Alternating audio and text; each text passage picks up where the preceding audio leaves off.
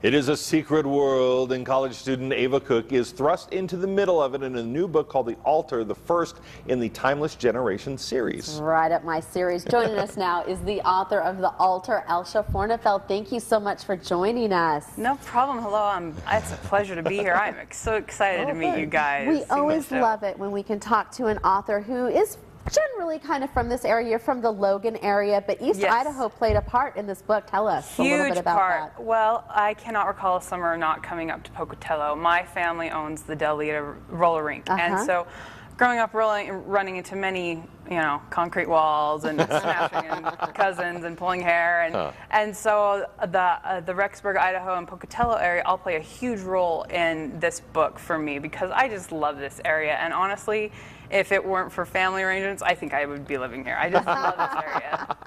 So tell us a little bit about your book. This is a first in the series, and it deals with some Aztec culture. Yes, this is kind of difficult because as an author, I don't want to really reveal too much to you, but it does deal with a ton of the Aztec culture. I had to do a lot of research, and I did not make up any of the stories or any of the legends or anything that it plays into. And this young woman is in her senior year in college, and she kind of finds herself thrust into this world, this mysterious world of timeless generation, and they have their own mysterious things going on, and you'll just have to read to find out exactly what the timeless generation is.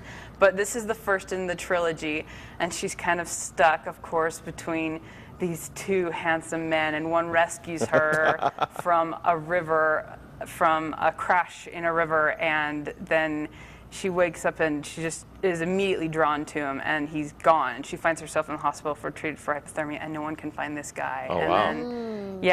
So there's mystical kind of elements that are included in this. And would you consider it young adult fiction, just fiction in general? What would you Amazon actually defines the genre as a young adult, paranormal, and fantasy. But you know what? The majority of my readers that I have sold it to have all been in their 20s and 30s, and they just love it. I get a huge response. It makes my day when they're like, "Oh, I loved your book. It was so good. Write the second one." But I put a sneak peek in the first one of the second one. So. Very good. Well, pretty much every book that I read is a young adult paranormal kind of novel. So I'm excited. This is what I'm doing this weekend. I'm going to be reading the book. You know what? I started writing this book in 2005. Just left it on my computer, and I wrote it before I had even heard of Twilight or The Hunger Games. Oh, really? Yeah, it was kind of fun. And then so it's not werewolves or vampires. It's a different concept, and it's just something that's fun. And I think it's just something we kind of need. That's what has drawn me to it, actually, because I've been in a vampire mode, and now Aztec sounds pretty cool, mystical Aztecs. Now, you're going to be in Idaho Falls tomorrow for a book signing. Tell us about that. Yes, I'm going to be at Hastings in Idaho Falls from 2 to 5, just doing book signings. So I'm hoping to see everybody there and come out, and we started the book tour off here because we love the area so much, and that you wrote about it.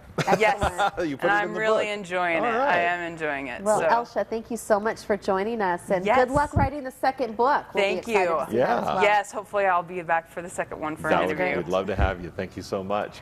And coming up, are you ready for the bear apocalypse? And we'll have your answers to our question of the day.